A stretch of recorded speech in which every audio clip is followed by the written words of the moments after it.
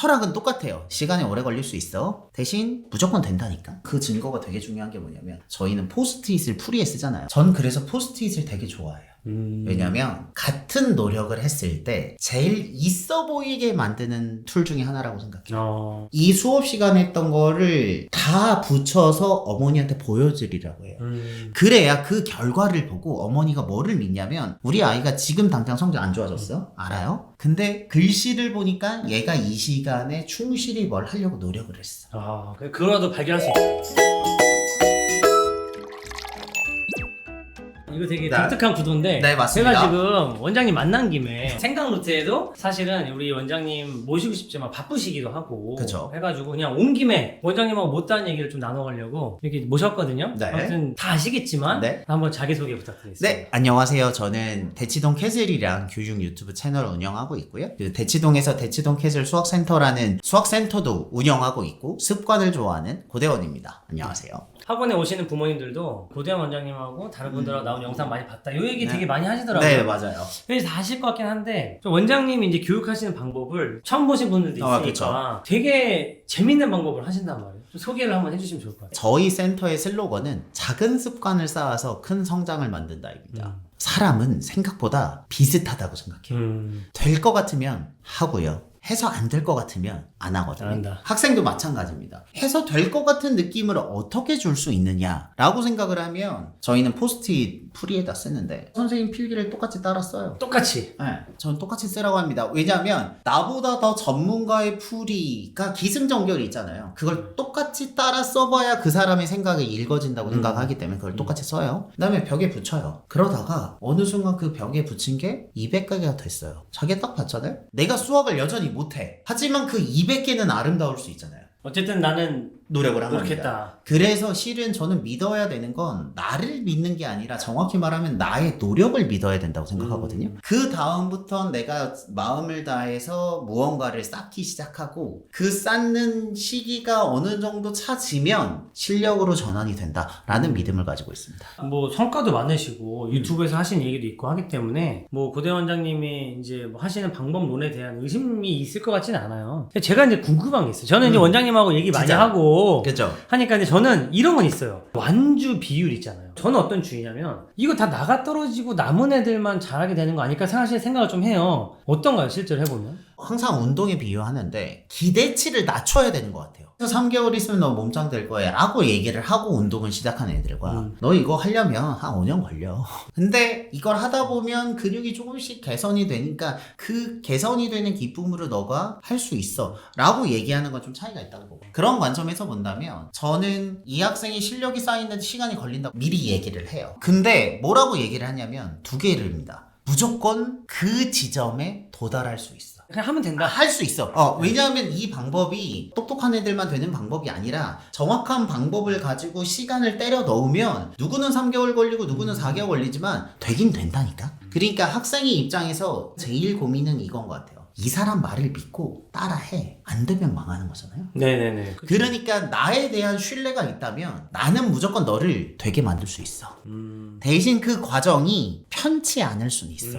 된다니까. 그런 믿음을 주는 게 저는 첫 번째 제일 중요한 것 같고, 네. 두 번째는 헬스만 해도 이게 굉장히 지루하고 빠듯하지만 누구는 헬스에 미쳐 있잖아요. 네. 그거는 아까 전에 말씀하셨던 것처럼 그렇게 하다 보면 걔도 나름대로의 모먼트가 와요. 이게 원래 안 되던 건데 갑자기 팔굽혀펴기가 되는 것처럼 선생님이 미친 듯이 따라서서 SAS 하면 S가 뭐고 A가 뭐고 S가 뭐고 하다가 어느 날 봤는데 선생님스럽게 내가 그 SAS가 보여. 그러면 따라했는데 되네 라는 느낌이 있잖아요. 그러면 그 다음부터는 그 학생은 훨씬 더 자발적으로 한다고 생각해요. 그런데 저는 이제 궁금한 게 되게 대단하신 거예요. 왜냐하면 요즘 같은 시기에 부모님도 되게 즉각적인 막 그걸 원하고 또 학생들도 사실 불안해하고 또 워낙 이제 방법론적으로 막 확고하신 분들이 많거든요. 어떻게 그럼 설득을 하세요? 저는 첫 번째로는 우리는 원래 이런 데예요 라고 얘기를 해요. 우리 원래 이렇다. 그래서 여기로 온 사람들은 대략 얘네들이 이걸 시키는 걸 알아. 알고 왔다. 그리고 두 번째로 되게 중요한 건 뭐냐면 전 그래서 포스트잇을 되게 좋아해요. 왜냐면 같은 노력을 했을 때 제일 있어 보이게 만드는 툴 중에 하나라고 생각해요. 말씀드린 것처럼 시간이 꽤 걸리기 때문에 그때까지 버텨야 되는 증거가 필요한 거잖아요. 네. 전 그래서 항상 좋아하는 말 중에 하나가 자존감에도 전 증거가 필요하다고 생각하거든요. 그렇기 때문에 그 학생이 했던 노력, 예를 들면 백지 개념 테스트, 포스트잇, 이 수업 시간에 했던 거를 다 붙여서 어머니한테 보여드리라고 해요. 그래야 그 결과를 보고 어머니가 뭐를 믿냐면 우리 아이가 지금 당장 성적 안 좋아졌어? 알아요? 근데 글씨를 보니까 얘가 이 시간에 충실히 뭘 하려고 노력을 했어. 그거라도 발견할 수 있다. 그치, 그거라도 봐야 내가 이 시간을 버티는 거예요. 근데 이게 학생 그러니까. 입장에서 제일 힘든 게 뭐냐면 제가 운동하면서 진짜 느끼는 건데 오늘 내가 꼴찌야. 내가 내일 운동을 가야 되는데 내일도 내가 꼴찌야. 확실해. 내가 오늘도 꼴찌인데 내가 의지를 내서 내일 가도 내가 꼴찌야. 근데 제일 고통스러운 건 내가 언제까지 꼴찌를 할지 모르겠어. 일단 지금 꼴찌인데. 그런데 이제 그 안에서 그럼 나는 뭐를 해야 될까라고 하면 그건 믿는 거예요. 이 사람 말대로 가면 나도 좋아져. 왜냐하면 거기 옆에 있던 사람들이 간증을 하거든. 이 사람 말을 들으면 내가 꼴찌인 이 창피함만 이겨내면 돼. 저도 사람이잖아요. 어느 날 내가 좀 늘어. 물론 꼴찌야. 아직도 내가 꼴찌지만 내 셀프로 느꼈을 때 비포보다 애프터가 나아. 개선됐어. 개선됐어. 그러니까 두 개의 연결고리가 합쳐진 거죠. 내가 조금 개선됐어. 얘보다 오래 걸리지만 이걸 버티면 얘네 비슷하게 돼. 저는 그래서 초반이 한두 달이 힘들었어요. 왜냐면 그 사람들은 아무 말 안 했는데 나만 알아. 내가 꼴찌인 걸. 마음의 정리가 어려운 거지. 그 다음부터 때려 넣어요. 이대로 내가 2년을 더 때려 넣으면 답이 나와. 저는 사실 이제 토론 배틀이라고 하고 싶었단 말이에요. 근데 납득이 가는데 그럼에도 불구하고 이제 어쨌든 저는 이제 배틀을 좀 하고 싶긴 해요. 뭐냐면 이제 이해 갔어. 이런 장치들이 있구나.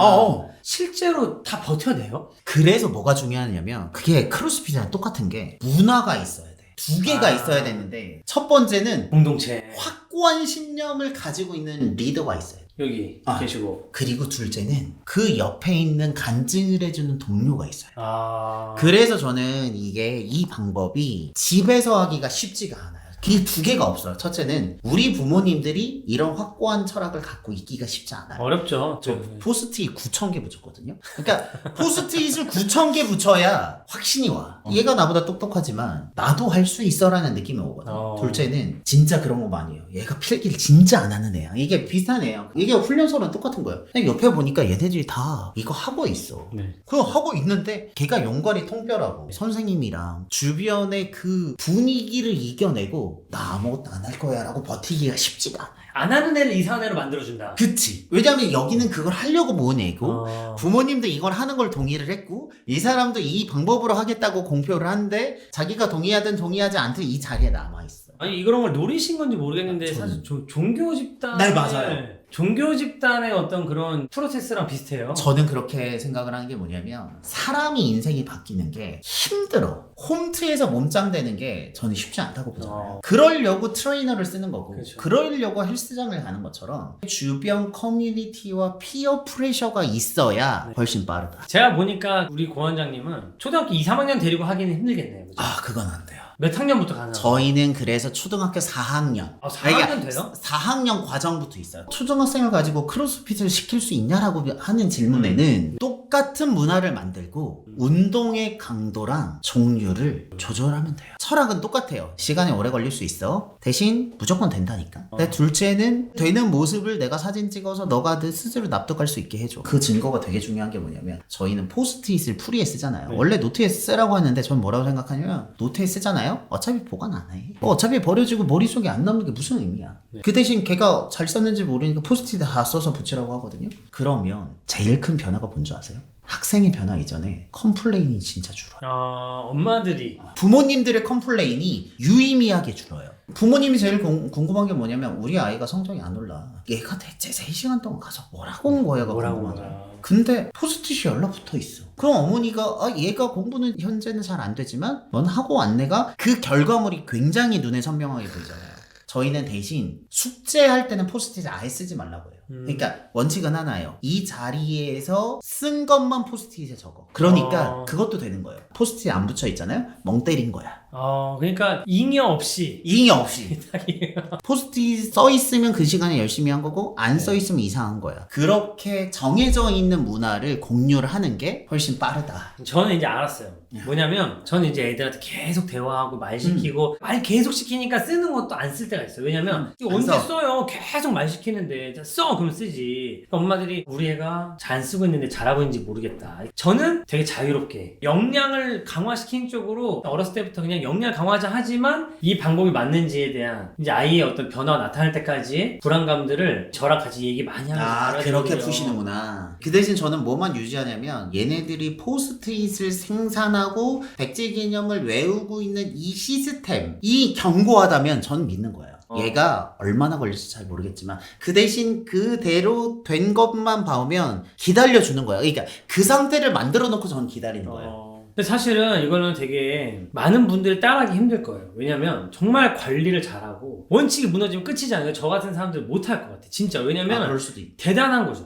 근데 저는 뭐라고 생각하냐면 창조님도 할 수 있어요. 그게 뭐냐면 유의미한 성공률로 학생이 변화하는 걸 보잖아요. 네. 그럼 해요. 물론 스타일의 차이가 있긴 하지만 예를 들면 하기 진짜 싫어. 근데 이거 하면 수입이 100배 돼. 안 할 거냐고. 100배 되면 해야죠. 라는 것처럼 이런 방법을 해서 기존에 있는 방법보다 내가 유의미하게 성공률이 높아라는 확신이 있잖아요.